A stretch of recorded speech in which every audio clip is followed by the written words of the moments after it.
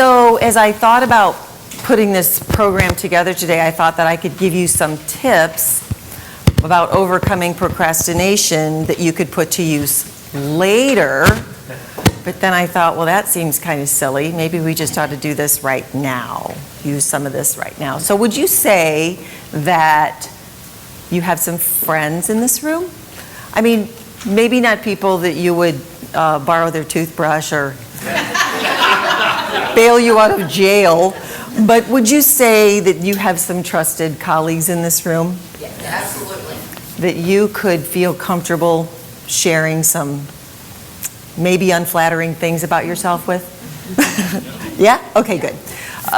So what I'm going to ask you to do is I want everyone to think about something that you've been putting off. Now, it could be something that has to do with your business, could be a project that you want to undertake or a growth strategy. It could be a skill you want to develop. It might be something personal that you have going on, maybe a home project or a call to a doctor that you need to make or a test that you need to have, or it could be something interpersonal like a tough conversation that you need to have, any of that kind of thing. And so think about what you have, and before you do that, would everybody in here say that you've procrastinated about something? Not everything, but something? Okay, good. So you'll have something to talk about. Excellent. And if you're one of those people that's never procrastinated, you can just listen to everybody else. So take a few minutes at your table and share with one another what the thing is that you have been putting off. I'll give you about 2 minutes. Okay, I'm going to bring you back for a second. Has everybody had a little bit of time to share? Yes. Okay, now go back to thinking about yourself for a second. And I'd like you to write down 2 things. First thing is, if you were to undertake this task, how long do you think it would take you? Actual time that you'd be spending doing it. 40 hours. Thank you. How long do you think it would take you to actually do the task? That's your first thing I want you to write down. Second thing I want you to write down, how long have you been thinking about it?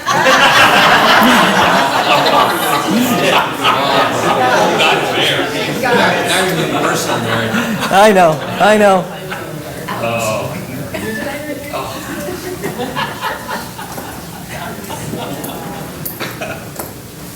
Okay, by a show of hands, how many people wrote down a longer period of time on that second question than on the first question? Thinking about it longer than it would actually take you to do it. So, little audience participation. Is anybody willing to talk about what their thing is and how long it would take and how long you've been thinking about it? Anybody? Bueller? We're all friends here. Yes. You might need a microphone, so wait just 1 second while one gets to you. Okay. So, I don't know if it's down. Okay, I need to fire a client.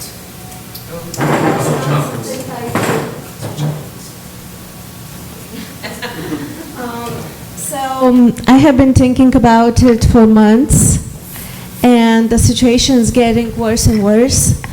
Because I keep getting into this thing that I spend lots of time and all my time for this one client, and at the end I don't get the money I need because we are just kind of like on a project base versus time. Mm-hmm. So I'm losing all this money because my time is kind of wasted.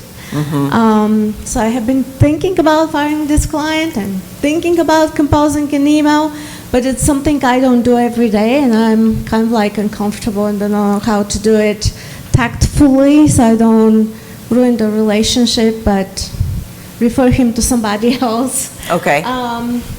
So I have been thinking for 2 months. It's going to take me 10 minutes to write an email. And I'm doing it today. Hey, just meeting. I am done here. Anybody else? Anybody else want to talk about the thing that they've been putting off for a while? Kathy? So the irony here is that I've been thinking about writing a book. No. You do know what she does for a living, right? Yeah. She helps people who want to write books. I have all the notes, I have all the chapters. I've just not put it back together, you know. Good news is I take care of my clients first. Bad news is the old habit of taking care of my clients first. So I give it, it's only probably going to take me 4 to 8 weeks if I, you know, each day do something towards getting this completed. So my goal is to have it done by the end of this year.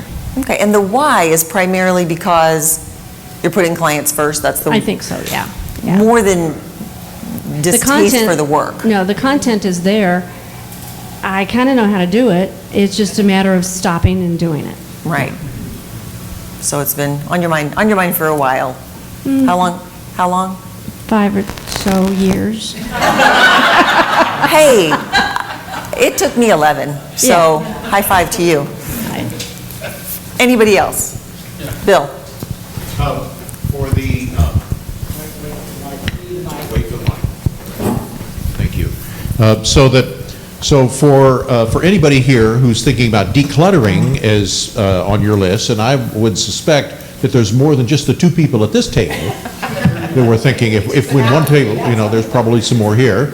There's a great book on the subject called Stuff, S-T-U-F-F, and I can't remember the name of the author, but it's a book that traffics in negative motivation. You read that and it'll make your hair stand on end, and you will not be a hoarder.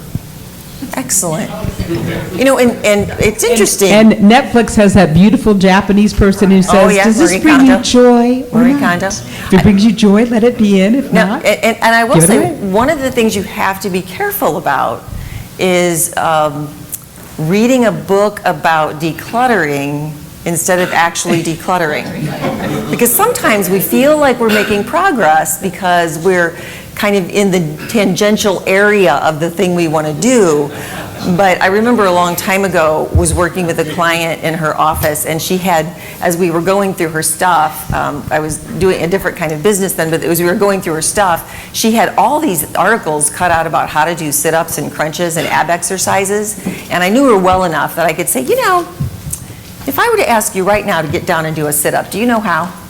And she's like, well, yeah. And I'm like, well, maybe what we need to do is stop cutting out articles about them and just do them. So we laughed about it. It wasn't as snotty as it sounded right there.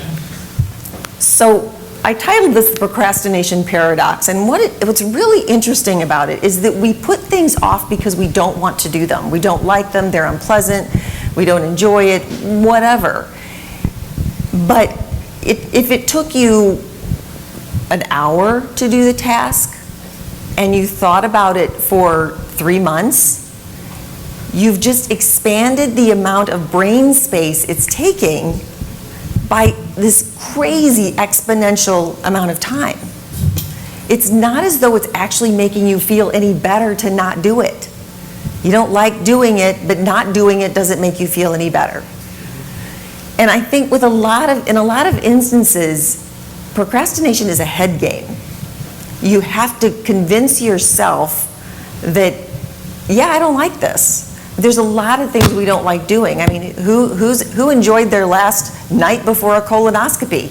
I don't think so. But you know, you got to do it and you get it over with. And I mean, you can dread it, you can think about it and dread it for a month, or you can just kind of do it and get it over with. I never used to tell my son that he was going in for a shot, because he could either dread it for the 5 seconds when they brought out the needle, or he could dread it for a week. What's the point? So putting yourself in that space where you think about, how long do I really want to think about this? Or do I just want to dive in and do it?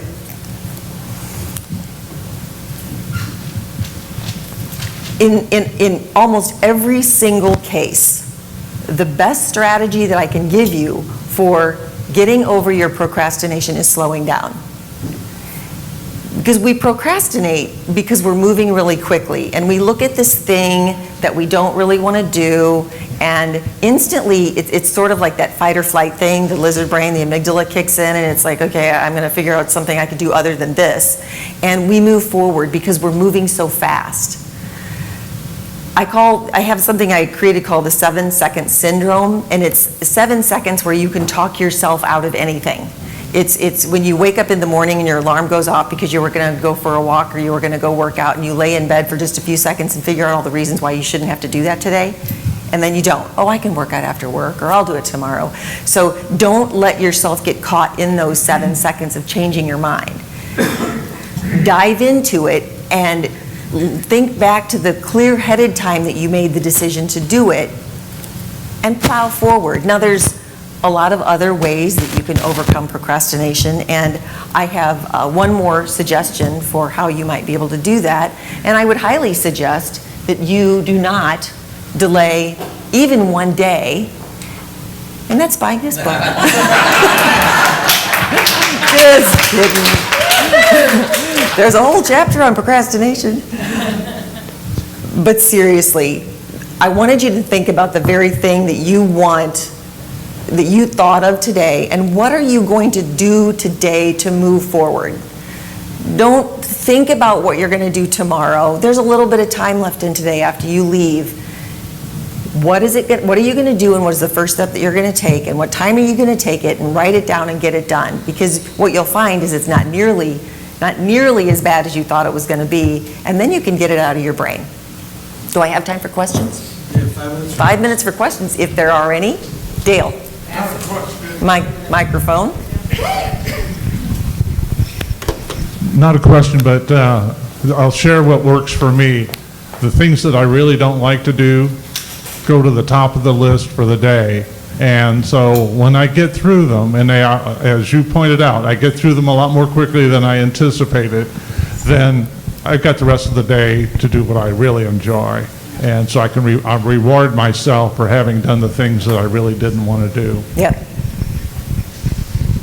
I just want to make a comment. At our table, we really many of us said the stuff we're procrastinating on was more personal stuff than business.